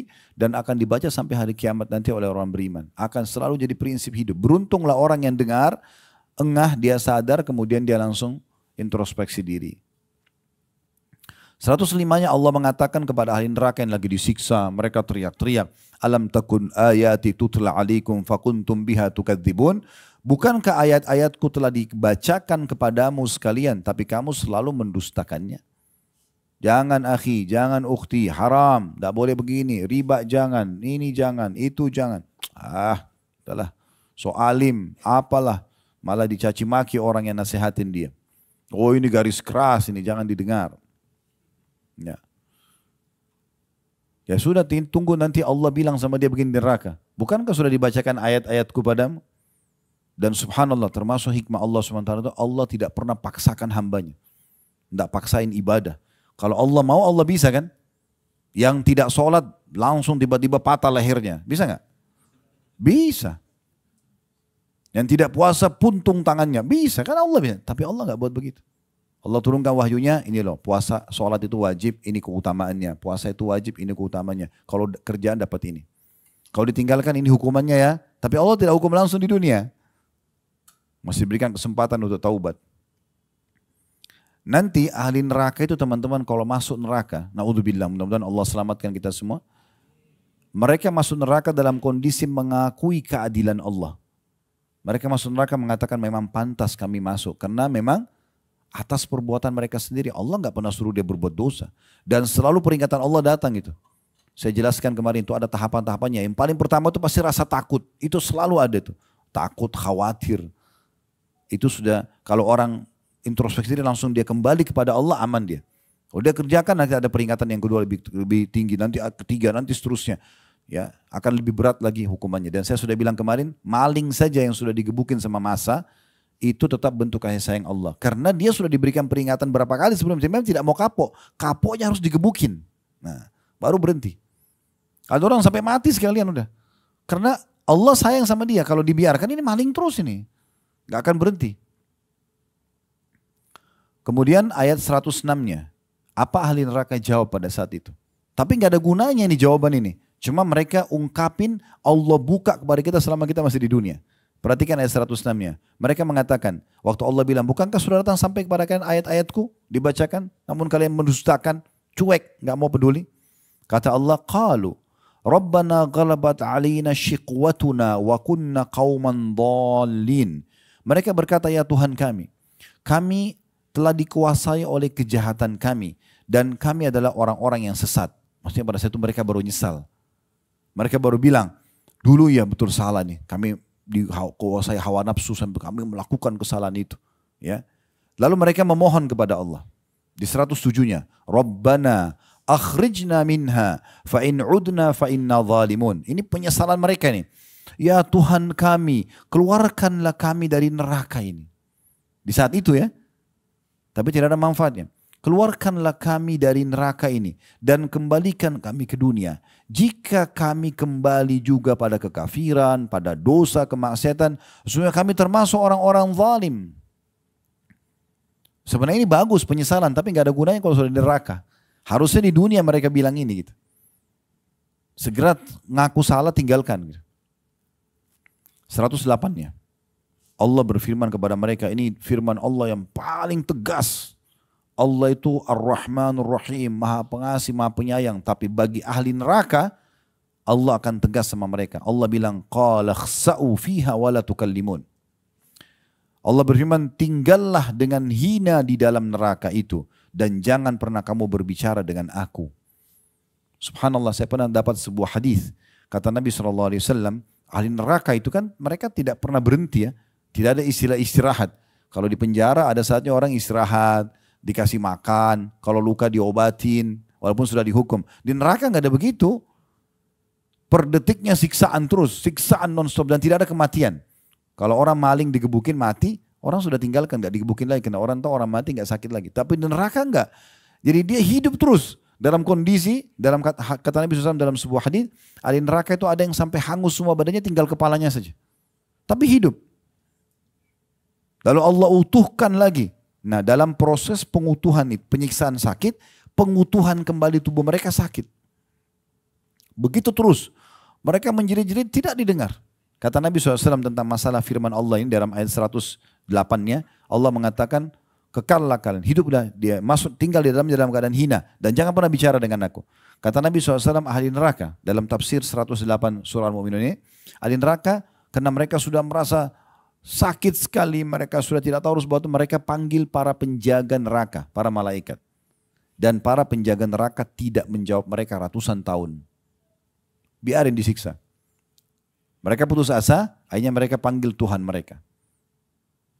Yang tadi tuh, ya 106 dan 107. Yang mereka bilang, ya Allah, kejahatan kami telah menguasai kami dan kami termasuk orang sesat. Artinya kami nyesal dulu kami buat itu semua. Mencuri, menipu, zina, riba, apalah. Maka keluarkan kami kalau kami engkau kembalikan dunia, kami berbuat lagi berarti kami zalim benar nih. Gitu kan? Nah mereka menyesal itu semua. Lalu mereka panggil Tuhan mereka mengatakan, ya Allah, Allah ini maha pengasih, maha penyayang.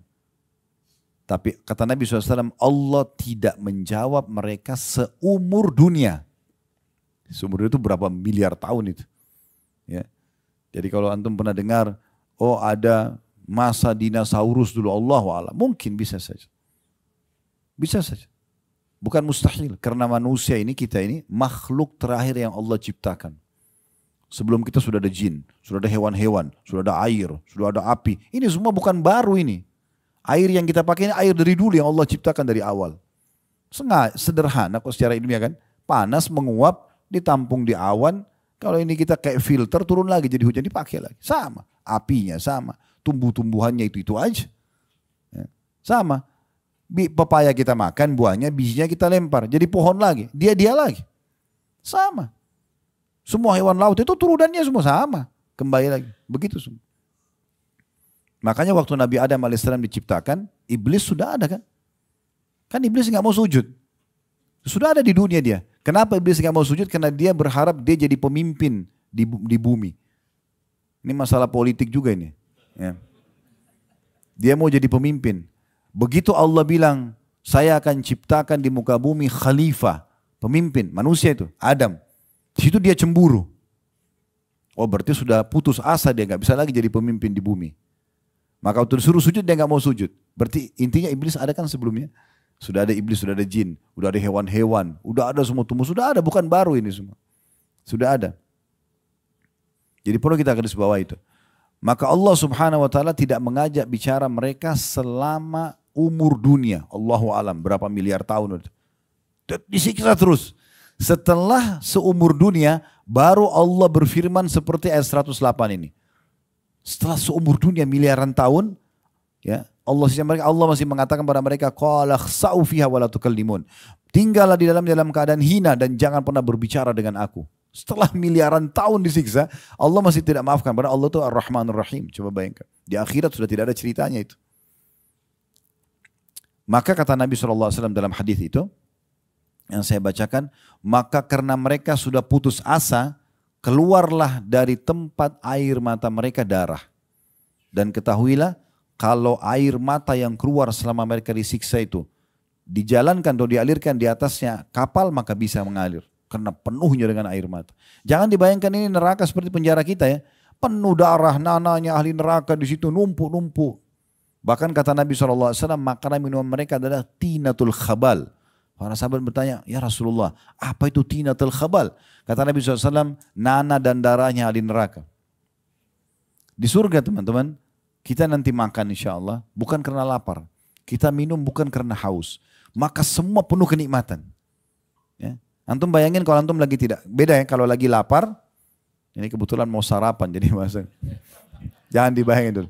Tapi kalau orang lagi lapar, dia sudah nggak dimati makanan. Target dia hilangin lapar kan?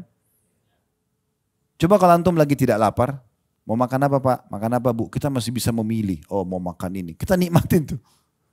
Kalau kita lagi haus, minum apa? Air dingin. Targetnya bukan nikmatin, habisin supaya hilang hausnya. Di surga nggak ada lapar, nggak ada haus. Jadi kita makan, kena nikmatin, kita minum, kena nikmatin. Dan ini sederhana, di dunia patuh kayak gini aja nih. Duduk pengajian, sholat, haji, sedekah, gitu aja, zikir, mati masuk surga. Kenapa nggak mau ini? Kan gitu sederhana. Saya waktu tahun lalu haji, saya bilang sama jemaah haji juga, saya ingatkan juga Bapak Ibu sekalian, apa sulitnya jadi orang beriman? Pergi haji, enak makan, tidur, nanti juga di kemah enak, semuanya enak ada mah. Ibadahnya nanti kalau kita bagi jumrah teman-teman, ambil batu lempar, tak satu dosa besar gugur. Yang kedua 2 dosa besar.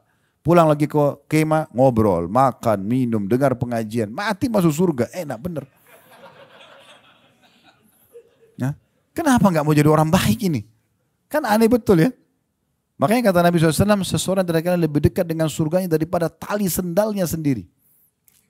Pernah ada satu sahabat, saya tambahkan kisahnya, dia masuk Islam pas di perang Khaybar.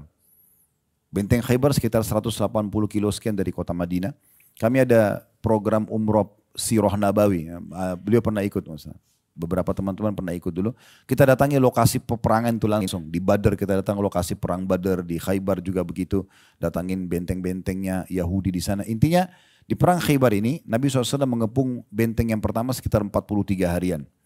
Baru ditaklukkan. Nah pada saat itu rupanya ada satu orang Arab Badui, dia memantau peperangan dari jarak jauh.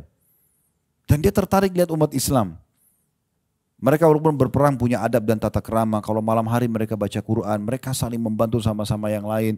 Mereka baik sekali gitu dan dia tidak pernah lihat ini. Maka dia datang kepada beberapa sahabat sambil mengatakan, kalian ini siapa? Agama apa? Sahabat jelasin, kami dari Madinah, kami ini beragama Islam. Dijelaskan tentang Islam. Tertarik dia. Saya mau masuk Islam. Kata para sahabat, itu di depan ada Rasulullah, itu ada tulisan. Langsung aja masuk Islam di tangan. Datang dia ke Nabi. Nabi SAW pada saat itu pas menembus benteng pertama Yahudi. Kalau tidak salah nama bentengnya Naim. Benteng Naim ya. Maka benteng ini setelah ditembus ada harta rampasan perang. Beliau lagi bagi-bagi harta rampasan perang dengan salah satu orang yang ditunjuk untuk mengatur itu. Belum dibagi ke pasukan. Nah, waktu orang ini datang masuk Islam, kata Nabi SAW, masukkan orang ini sebagai penerima ghanimah. Orang yang baru masuk Islam ini. Orang itu langsung bilang begini, ya Rasulullah, saya enggak ingin ini. Saya masuk Islam bukan karena saya ingin harta. Saya ingin apa yang sahabat Anda kejar keluar dari Madinah. Saya dengar mereka keluar untuk mencari mati syahid.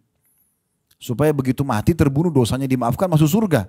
Saya berharap ya Rasulullah, nanti dari benteng Yahudi, dia tunjuk benteng Yahudi yang kedua. Benteng Yahudi pertama sudah tembus, ada 9 benteng Yahudi waktu itu.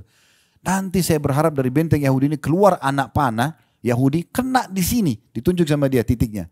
Tembus di sini, lalu saya mati syahid. Kata Nabi SAW, kalau kau jujur Allah kasih. Kalau kau jujur Allah kasih nanti itu. Betul-betul kau minta itu Allah kasih. Subhanallah, berpisah dengan Nabi SAW. Orang-orang Yahudi pada saat itu punya strategi Bapak Ibu sekalian, mereka tidak berani berhadapan dengan muslimin secara langsung, mereka cuma lemparin anak panah dari dalam benteng karena takut. Orang yang waktu itu pas mulai sahabat takbir, orang Yahudi mulai lempar anak panah, orang yang pertama mati orang yang tadi, yang baru masuk Islam. Belum sholat satu sholat pun, baru syahadat, kecamuk perang, kena anak panah, mati dia. Waktu Nabi SAW lihat, ternyata anak panahnya di tempat yang dia tunjuk. Tadi kan dia bilang, saya ingin anak panah itu masuk ke sini, keluar di sini, dan saya mati syahid, saya masuk surga. Kata Nabi SAW, apakah orang ini tadi yang baru syahadat? Kata mereka, iya Rasulullah. Kata Nabi SAW, maha suci Allah yang telah membenarkan janjinya. Siapa yang mau lihat penghuni surga, yang belum pernah sujud sekalipun, lihat orang ini. Baru syahadat langsung mati terbunuh, masuk surga. Begitu mudah, lalu Nabi SAW mengatakan, sungguh surga lebih dekat dengan seorang dari kalian daripada tali sendalnya sendiri. Tinggal lakukan ketaatan, mati masuk surga. Susahnya apa? Tinggal makan halal, pekerjaan halal, pasangan halal. Kan enak gitu ya. Di dunia dapat panduan yang benar, bahagia, dan di akhirat juga masuk surga. Kan begitu. Nah itu poinnya. Kemudian 109-nya, jadi itu tadi penyesalan neraka ya. 109-nya, innahu kana fariqum min ibadi yaquluna rabbana amanna faghfir lana warhamna wa anta khairur rahimin. Sesungguhnya ada segolongan dari hamba-hambaku di dunia dulu, maksudnya hai orang-orang kafir, hai ahli maksiat yang di neraka. Kalian dulu ingat gak di dunia ada hamba-hambaku dulu yang suka berdoa. Kalian lihat itu. Mungkin dekat tetangganya ada orang suka ke masjid, suka berdoa, suka nasihatin. Lihat orang-orang soleh ada. Ya. Mereka mengatakan, ya Tuhan kami telah beriman maka ampunilah kami dan berilah kami rahmat dan engkau adalah pemberi rahmat yang paling baik. 110-nya, lalu Allah mengatakan kepada orang-orang kafir neraka itu, fattakhadtumuhum sikhriyan hatta ansaukum zikri wa kuntum minhum tadhakun. Lalu kamu menjadikan mereka buah ejekan. Alim, wah begini, begitu, garis keras, apalah, segala macam. Sehingga kesibukan kamu mengejek mereka, menjadikan kamu lupa mengingat aku. Dan adalah kamu selalu menertawakan mereka. Apa balasannya? 111-nya. Inni jazaituhumul yawma bima sabaru annahum humul faizun. Maka sungguhnya aku memberi balasan kepada mereka pada hari ini. Orang-orang yang patuh, yang beriman, yang mengerjakan amal soleh. Karena kesabaran mereka, sesungguhnya mereka itulah orang-orang yang menang. 112-nya. Allah ajak bicara lagi ahli neraka tadi. Qala kam labithtum fil ardi adada sinin. Allah bertanya, berapa tahun lamakah kamu tinggal di bumi? 113-nya. Qalu labithna yawman aw ba'da yawmin fas'alil 'adin. Mereka menjawab, kami tinggal di bumi hanya sehari atau setengah hari saja. Maka tanyakan kepada orang-orang yang menghitung. Maksudnya, kita biar hidup 50 tahun, 60 tahun, 70 tahun, 100 tahun, 200 tahun. Di akhirat nanti kita bayangkan, seperti sehari, seperti setengah hari. Ini sudah bisa kita bayangkan di dunia ya teman-teman sekalian. Sekarang mungkin kita sudah tidak asing pernah ketemu, anggaplah di sini yang paling sepuh Masya Allah 60 tahun berapa umurnya kemarin. Misal ketemu sama teman SD-nya atau SMP-nya. Lalu kemudian mereka mengenanglah masa dulu di sekolah. Seperti baru kemarin itu. Seperti baru kemarin. Ya. Itu di dunia. Begitu di akhirat nanti orang akan lihat, nanti kita teman-teman lihat histori hidup kita ini. Dari lahir dari rahim ibu, tangisan pertama, kedipan mata pertama, yang ke-100, yang ke-1000, semua fenomena kehidupan kita, sampai akhirnya kita meninggal. Cuman ini ya? Gitu loh. Sebentar sekali. Mereka ungkapin itu. Kami hidup di dunia hanya sehari atau setengah hari saja. 114-nya kata Allah, Qala in labithtum illa qalila, law annakum kuntum ta'lamun. Allah berfirman, kamu tinggal di bumi melainkan sebentar saja. Memang betul yang kalian bilang, cuma sebentar itu. Kalau sesungguhnya kalian mengetahui, nanti pada saat itu kalian sadari. Sayangnya nggak disadari. Alhamdulillah kita hari ini dengar nih, ya. Lalu penutupannya 115, Allah Subhanahu wa taala mengatakan, maksudnya penutupan bahasan kita dalam ayat ini ya. Afa hasibtum annama khalaqnakum abathan wa annakum ilaina la turja'un. Apakah kamu mengira bahwa sesungguhnya kami menciptakan kamu secara main-main saja? Apa kalian kira saya ciptakan, kata Allah, di muka bumi ini lahir dari rahim ibu, lalu diurus sama orang tua dari kecil, sampai kita sekolah, bajunya, makannya semua diurus. Kemudian mulai diberikan ilmu, mulai bisa bekerja, punya pendapatan, punya nama baik, punya dan segala macam. Ya. Kemudian kalian kira itu cuma sia-sia begitu saja, tidak ada tujuan, tidak ada perintah, tidak ada larangan. Dan bahwasanya kamu tidak akan dikembalikan kepada kami. Gak mungkin gitu ya. Nah seperti itu bahan muhasabahnya, introspeksinya. Kita lihat sekarang surah Al-Munafikun. Kita tutup dengan ini ya. Ayat 9-nya saya bacakan. Ya ayyuhalladzina amanu la tulhikum amwalukum wala auladukum an dzikrillah wa may yaf'al dzalika faulaika humul khasirun. Hai orang-orang beriman, janganlah hartamu dan anak-anakmu melalaikan kamu dari mengingat Allah. Kita boleh berpasangan, boleh urus anak-anak, tapi jangan melalaikan dari sholat, dari pendapatan yang halal dan segala macam. Barang siapa yang berbuat demikian, maka itulah orang-orang yang rugi. Ya. Oleh karena itu pasangan harus bersama-sama dengan kita menuju ke akhirat. Masya Allah, ini teman-teman yang berangkat dengan pasangan pergi haji ini, taufik dari Allah Subhanahu Wa Taala. Ya. Sama-sama beribadah. Tinggal bagaimana tadi menjaga keikhlasan, bersyukur pada Allah ya. Ayat 10 ini yang menjadi inti bahasan introspeksi kita. Wa anfiqu mimma razaqnakum min qabli an ya'tiya ahadakumul mautu fayaqula rabbi laula akhartani ila ajalin qarib. Laula akhartani ila ajalin qaribin fa as-saddaka wa akum minas salihin. Dan segera belanjakan sebagian dari apa yang kami berikan kepadamu sebelum datang kematian kepada salah seorang di antara kamu. Lalu ia berkata, segera lakukan amal soleh, segera sedekah, segera sholat sebelum datang kematian. Baru dia mengatakan, ya Robku, mengapa engkau tidak menangguhkan kematianku sampai waktu yang dekat? Beberapa detik saja, supaya untuk meeting sama teman-teman, untuk makan makanan favorit, enggak. Supaya ya di sini dikatakan atau yang menyebabkan aku dapat bersedekah dan aku termasuk orang-orang soleh. Supaya aku sempat transfer uangku itu ke yayasan ini, ke pesantren itu, ke sedekah ini. Lalu Allah mengatakan di ayat 11-nya wala yuakhirallahu nafsan idza jaa ajaluha wallahu khabirum bima ta'malun. Dan Allah sekali-kali tidak akan menangguhkan kematian seseorang apabila telah datang waktu kematiannya, dan Allah Maha mengenal apa yang kamu kerjakan. Ya. Jangan tunggu nanti teman-teman sekalian menjelang kematian baru menyesali semua. Kenapa saya tidak sholat? Kenapa saya tidak sedekah? Kenapa enggak belajar Al-Quran? Kenapa tidak haji dan umroh? Kenapa? Enggak ada manfaatnya lagi. Sebagai penutup saya ingatkan kembali perkataan saya di awal tadi. Ingat, peluang amal soleh di saat datang kesempatannya raih segera. Karena tidak akan pernah terulang. Masih ingat tadi saya bilang ya?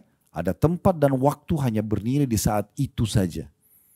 Arafah, Mina, Muzdalifah yang nanti akan kita lewatin insya Allah beberapa hari lagi. Itu hanya punya makna, punya pengejaran pahala di saat itu. Lewat satu hari, hari Arafah tanggal 9. Lewat satu hari, hari tanggal 10 kita ke Arafah sudah berbeda. Di waktu itu. Saf awal tadi berlaku keutamanya antara ya, iqamah sholat sampai imam salam. Kalau sudah salam dari saf kedua kita masuk ke saf pertama, sudah enggak ada keutamaannya. Begitu seterusnya. Dan setiap kali ada kesempatan peluang amal soleh, jadikan itu adalah kesempatan terakhir kita. Jangan sia-siakan itu. Karena sekali luput atau berkurang saja, nggak bisa kita perbaikin. Saya sering ulangi dalam pengajian sebagai introspeksi diri, karena saya ingin selalu ini sebagai cambuk bagi saya. Saya pernah subhanallah kedatangan tamu di Jakarta, di Condet waktu itu, seorang ikhwah datang, saya waktu itu ngandalin dengarin azan di masjid, ada mikrofon Masya Allah kita kan dengar kalau di Indonesia ya. Alhamdulillah ini sebuah nikmat yang besar, karena di Singapura nggak bisa dengar azan, di Australia nggak bisa dengar azan, ini nikmat yang besar. Ya. Maka pada saat saya andalin dengar azan, subhanallah ada perubahan jam waktu azan. Sampai jam 12 lewat 10 kok belum azan-azan gitu. Saya bilang sama akhi itu, ayo kita ke masjid yuk. Saya boncengan motor sama-sama, pergi masjid dekat rumah. Subhanallah, begitu saya masuk pintu masjid, imamnya lagi sujud rakaat pertama. Seorang mukmin tadi saya bilang harus peka, jadikan introspeksi diri sebagai salah satu kendaraan dia ya, supaya dia selalu mengejar yang terbaik. Maka saya langsung muhasabah. Saya mengatakan pada diri saya sendiri, subhanallah saya bahkan tidak bisa bilang sama imam, imam kembali dong ke rakaat pertama, saya mau dicatat sama malaikat dari takbiratul ihram. Tidak bisa. Udah luput. Sampai hari kiamat, Khalid bersalama, luput dari takbiratul ihram di sholat itu, di waktu itu, selesai. Tidak bisa diperbaikin. Tidak bisa diperbaiki. Jadi begitu amal soleh. Kapan dia luput dari kita sekali, kita nggak bisa perbaikin. Kita akan menerima sebegitu saja. Ya. Oleh karena itu harus kita hati-hati, peka. Ya tentu semua orang punya kekurangan. Saya juga punya kekurangan. Kadang-kadang kita masbuk, tapi kita selalu introspeksi diri dan kita tujuannya untuk supaya memperbaiki ke depan ya. Apalagi kalau hanya kena kelalaian saja, kena malas-malesan. Kalau ada udzur memang kita ke kamar mandi, telat, macet, itu berbeda. Gitu kan. Tapi kalau enggak, maka kita usahakan maksimal. Itu yang perlu digarisbawahi. Saya juga pernah sekali, ini juga saya tutup dengan ini, habis ini silakan kalau mau bertanya. Di daerah Kampung Melayu dulu saya pernah isi pengajian. Selepas menjelang azan duhur, pas azan sebenarnya saya tutup pengajian.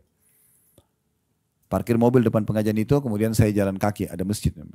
Pas keluar dari pengajian itu ada satu ibu, kelihatan sekali dari pakaiannya, kumuh beliau gitu kan. Dalam keadaan miskin, gendong anak minta uang. Memang saya niat ingin bantu. Cuma waktu itu di pikiran saya adalah, ini takbiratul ihram pertama imam nih. Ada sholat qobliyah duhur. Kan? Saf awal, banyak sekali keutamaan yang harus saya kejar nih. Gitu kan. Maka saya bilang, Bu, habis sholat ya. Sebenarnya niatnya baik gitu. Saya pergi ke masjid lah. Alhamdulillah dapat sholat qobliyah segala macam, selesai sholat. Setelah sholat ba'diyah saya keluar. Dengan niat memang membantu ibu terus. Ibu sudah tidak ada. Terus tiba-tiba muncul penyesalan dalam diri saya. Kenapa tadi saya nggak bantu ya? Saya naik mobil, Bapak Ibu sekalian 2 kali saya mutar-mutar di situ. Nggak ketemu ibu itu. Lalu saya mengatakan subhanallah. Apa susahnya Khalid tadi kau korek kantongmu, keluarin uang, hitungan detik kasih dia lalu sholat, kan tidak hilang. Tapi begitu syaitan masuk kadang-kadang ke dalam diri kita, untuk menunda amal soleh saja dan luput. Begitu luput tidak bisa terulang. Mungkin kita bisa sedekah ke orang lain, tapi sedekah yang harus dicatat ke tangan orang itu luput dari kita. Tidak bisa kita ketemu lagi. Dan begitu seterusnya. Oleh itu setiap kali ada kesempatan amal soleh jangan tunda. Kesempatan dosa justru lawan, jangan dilakukan. Nah seperti itu. Allahu a'lam. Ini bahasan kita dan ini adalah sebab kebahagiaan yang kedua setelah mentauhidkan Allah adalah kita bagaimana selalu introspeksi diri. Karena orang introspeksi diri akan selalu menghisap amal-amalnya, selalu menyempurnakan sempurna dan selalu ya juga khawatir dengan dosa yang dia pernah lakukan sehingga dia selalu bertobat. Allahu a'lam. Subhanakallahumma bihamdika asyhadu an la ilaha illa anta astaghfiruka wa atubu ilaik. Wassalamualaikum warahmatullahi wabarakatuh.